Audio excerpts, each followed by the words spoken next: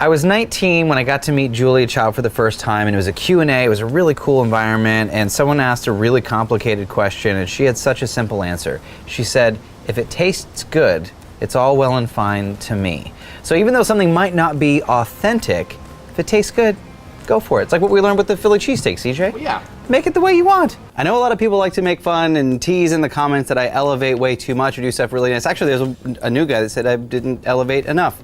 Well, I might disappoint on this episode because I'm going to show you guys a really fun, easy, simple staple that we love at our house. I'm going to show you guys a bacon ranch chicken chopped cheese. It's unbelievable, so good, so simple. You're gonna love it. You're gonna love it. I said it in a weird accent. CJ's messing with me over there again.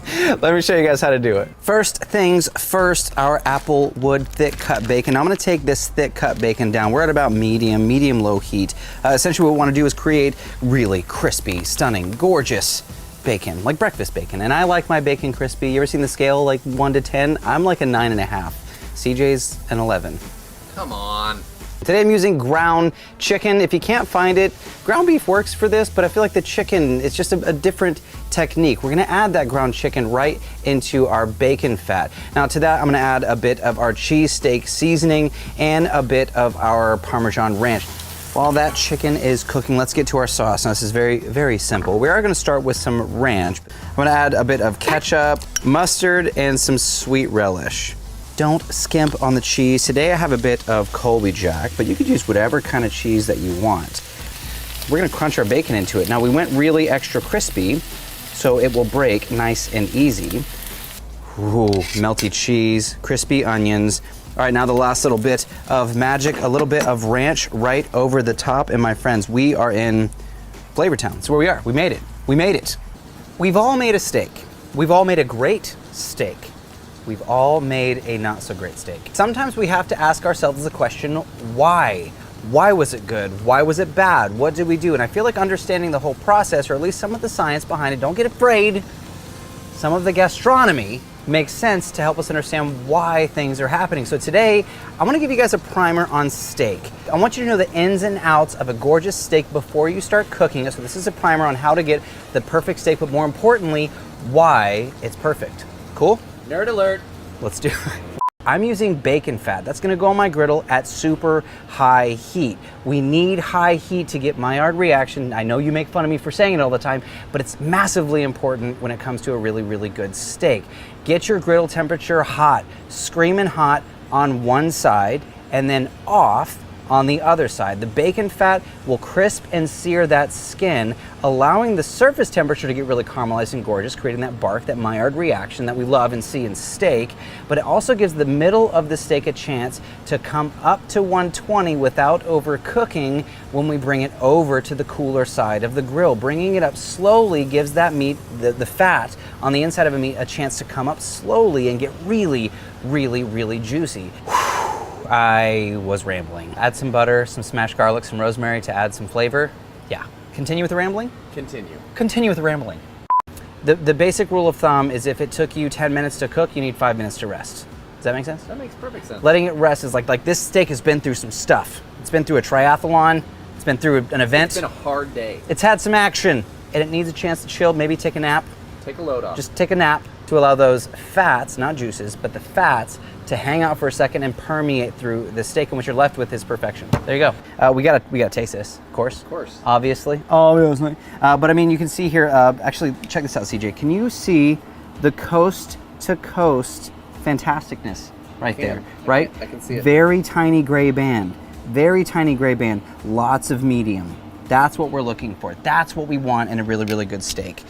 Hey, penguin. Conditioner is better. Stop looking at me, Swan. Wrong show! The main reason I got into cooking in the first place was cooking for people. Like the feeding of people was what got me interested in cooking. And you may not believe it, by reading the comments section, I feel bad when CJ can't eat on my set. I do. Do you? I mean, not bad enough to not do the food I want to do. But today, I wanted to make an exception. Today we're doing fried chicken, buddy. Yeah! We're doing buttermilk fried chicken nugs with a hot honey mustard. Okay. It's gonna be good. So I've got some boneless, skinless chicken breasts. What I'm gonna do is I'm gonna cut these into decent size little chunks. Think like really elegant chicken nugget size. I don't know. Do you order chicken nuggets? You order chicken nuggets, don't you? Of course I do. All right, now I'm gonna keep one glove. Don't need the other. Now the reason we're using buttermilk is it's a lot richer than just standard milk. It's got a lot of acidity in it, which is really, really fantastic. We're gonna put, oh wait, before I do that, 2 eggs. 2 eggs real quick. This is going to be what's going to help our batter stick. Our flour. Chicken in. All right, let's take our tongs. We don't need our cutting board. Get rid of that. And we're going to give this a decent mix. Now let's talk about our dry. Essentially what we're doing is we're creating a breading, right? So let's get to our dry ingredients. I've got some all-purpose flour. We're going to start with garlic powder, smoked paprika, the gentleman's spice, and a little bit of chipotle for some heat.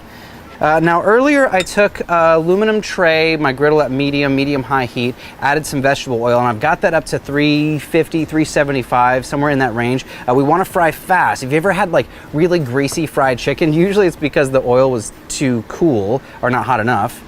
Double negative. So once we put one, that's what we're looking for. Immediate golden action. Yep, we're good. So let's go ahead and do these in batches. So what I'm gonna do is kind of repeat that same process, put all the chicken into the flour, give it a toss. Don't overcrowd your oil, otherwise you won't get nice, even, crunchy crispiness. Give that 4 or 5 minutes or until it's finished and we're there. All we gotta do is make our sauce. It's only 2 ingredients. A little, pardon me. Go to CJ Show for that. Grey Poupon and Mike's Hot Honey. That's it. If you haven't tried this Mike's Hot Honey, it's pretty hot, but it's also really, really delicious. It's loaded with flavor. I am a big, big fan. Add those 2 things to a bowl, mix them up. Bob's your uncle. That's a fantastic sauce. Tears in your eyes, I guess. It's a miracle. That's wrong. No. Wrong show. What I'm saying is these crispy little nugs of joy are way too easy not to try. And that hot honey mustard, it's like you're so used to it, but you didn't know how good it could be. Oh, with the dip. Show me that Oh, sauce, with the dip. bro. With the dip. Come on now. You hear the crunch? Yeah.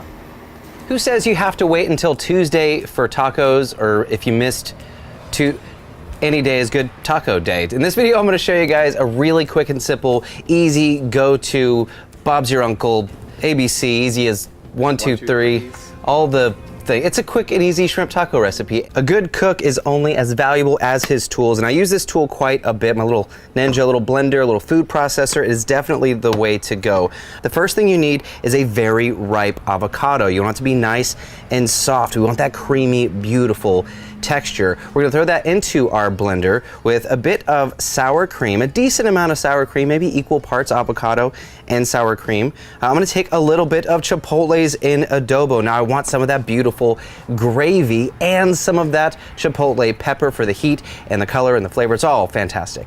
We're also gonna add a bit of lime juice to thin it out. Let's go ahead and add just a touch of our tequila lime seasoning. And if you want to, we can thin it out a little further with some beer.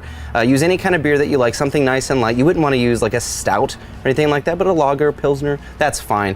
Then we're gonna blend all of that up together until it's nice and smooth. What we're looking for is a creamy, smooth, drizzly-leable. So it's that's a kind of word. like a saucy guac. Is that what we're saying? It's a saucy guac. There you go. That's right. All right, let's get to our other vegetables. So instead of using lettuce, which is typically what you guys find in a taco, using cabbage, or at least the shredded mix, gives us a different mouthfeel, gives us a crunch, it gives us texture, and that's what I'm looking for. Now to this I'm gonna add just a bit of lime juice, a touch of olive oil, and a bit more of that tequila lime seasoning, and give it a mix, and that's it. All right, throw all that in. Actually, I don't even know if you can see. Let me stir this again, CJ. You'll actually see how much of that liquid is already coming out of the tomatoes. Like, check that out. Oh yeah, buddy. We added some lime juice, some oil, but not that much. I like the use. That's the tomatoes. Time for shrimp. Essentially what you're looking for is to cook your shrimp really, really fast. Shrimp go into rubber territory kind of quick. Give that a quick little toss. Here we go. All right, now we're gonna go down into that oil. We're actually smoking, which is good. We wanna cook fast and furious with these little shrimps. And now it's time to start building the rest of these beauties. A little bit of slaw down at the bottom. All right, now let's grab some of our shrimp. Okay, now we're gonna take some of this. Look how beautiful this has gotten. Can you see that? Now, this sauce. Now this is just velvety. Beautiful. Do you see this? CJ, I'm seeing. That. I'm seeing. If only it had chicken. If only it had chicken. It can happen to the best of us, CJ. It can happen to anyone. The tragic burger rut. Ah, the old burger rut. So one place I feel like you can really shine in your burger game is in your sauces. So in this video, I'm gonna show you guys how I like to do my smash burgers, but we're gonna do 3 different sauces that completely change the name of the game when it comes to your burger. So in this video, I'm gonna show you 3 sauces and 3 smash burgers, which means we all get to have one. Finally. I'm gonna take my yellow onion. It's gotta be sweet Vidalia onion because you want that that savory sweet play. I also have some green jalapeno peppers. I'm gonna do the same thing. I'm gonna slice those nice and thin. This is absolutely for personal, do it if you want. If you don't like the heat, then don't do it. Now the first sauce is really, really simple. It's just 3 ingredients. I'm gonna go with some mayo, some pickle juice. Now I'm using sweet pickle juice because I want some of that brighter sweet flavor to play off of my burger, and some smoked paprika. It's gonna be smoky, fantastic, absolutely delicious, and that's it. Very, very simple. Sauce number 2, just as easy, completely different ingredients, well, except for the first one. I'm gonna start with some mayo, then I'm gonna open a Chipotle's in adobo. I just want the adobo sauce. This is rich and smoky and really, really fantastic. I'm gonna add some lime juice to bring out some of that tart, gorgeous flavor, and a bit of cilantro. Now, very, very simple, but completely different flavor profile. Now, our third is a bit nicer, maybe a bit more delicate, something for the aficionado like CJ. Well, okay. So this one starts with mayo, the same, but I'm gonna do some sun-dried tomato spread. You definitely want the spread because it mixes more evenly. I'm gonna add some lemon juice and a bit of garlic powder. All these together kind of makes for a more refined sauce. There you go, 3 very, very simple sauces. Now let's get to our ground beef. Now today I am using 80-20. You hear us say that all the time. You can actually look at the label in your grocery store, see where it says 80-20. What it means is it's 80% lean, 20% fat. If you go further like 70-30, that's fine. 60-40, you're just talking about sausage. 90-10, it's just too dry. You don't want that. So 80-20, form those into little meatballs. I'm doing 3-4 ounces or so. And we're gonna go down onto a screaming hot griddle. Now this part is key. You want that griddle set to stun. Make sure our balls look nice and beautiful. Add a bit of essential blend. If you're gonna use the onions, go ahead and throw those on top. If you're gonna use the onions and the jalapenos, you also throw those on top and give it a smash, nice and paper thin. So those meatballs become smash burgers, and that's what we're looking for. Now cheese is totally up to you. Today I have some Colby Jack, I've got pepper jack, I've got American. You can kind of pair your cheese to your sauce if you really want to go to the next level. But once we get that beautiful Maillard reaction, we're gonna flip. The onions will steam up from the bottom, creating a gorgeous, stunning flavor. Add our cheese, whatever cheese that you like on top. And I'm using Martin's potato rolls. I like a soft potato roll for a smash burger. I just think it makes the whole thing tie together really, really well. Let those ride on top and kind of steam and warm up just a little bit, and that's it. That's how simple smash burgers are. Now let's go ahead and start plating. Our first burger, let's do our first sauce. You know, just add whatever sauce that you like. Essentially what we're looking for is to get out of the burger rut, change the game, change the flavors, have more fun, and don't just make all the same old thing. In the same amount of time, we made 3 completely different burgers, but they're all equally fantastic depending on what you like. That's it. That's all the talking I got, CJ. The burger rut, it's a real situation. That's a lot of talking. Take care of it. It's a lot of talking. Thank you. Thank you for taking care of the burger rut. Now let's put this burger where my mouth is. Oh yeah. Oh yeah. Mm-hmm. Thank you guys so much for hanging out. If you're on YouTube, click the subscribe button, clip it or click it, the subscribe button down below. Click the little bell icon. That'll give you a notification every time we post a video. Watch all the other shows, do all the things. Go to blackstoneproducts.com, griddlenation.com for some fun, cool swag. This is Cook, Eat, Repeat, where we help you become a better cook one recipe at a time. I'm your host, Chef Nathan Lippy, and I will see you guys next time.